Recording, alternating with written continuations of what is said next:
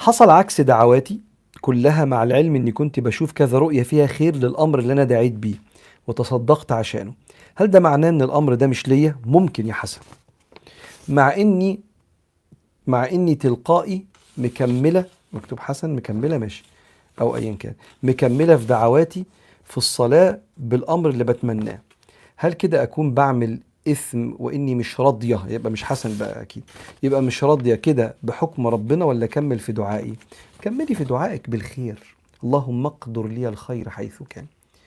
ولو حاسة ان عكس دعواتك حصلت وان الموضوع بيبعد عنك،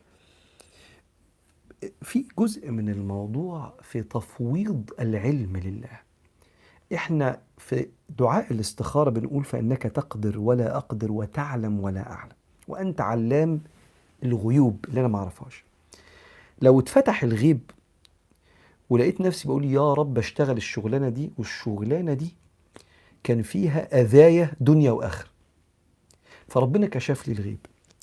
فلو كشف لي الغيب وانا بدعي اقول له انا اسف يا رب استغفر الله، وهلم نفسي اقول انا اسف اسف اسف يا رب، لا لا ما تستجبش يا رب هعمل كده. زي ما تطلب من حد حاجه وبعدين تكتشف انها مصيبه تقول لا لا خلاص، ترتبك كده. ربنا رفع عننا الربكه دي كلها. انت لو شفت الغيب تتجنن. لو شفت تشابك خيوط الغيب، له مقاليد السماوات والارض، كل خيوط ومفاتيح الدنيا في ايد ربنا. لو شفت التشابك ده تتجنن، ما تعرفش تستوعب.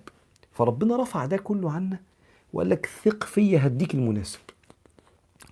فاعملي كده، ادعي بالخير وربنا يكرمك.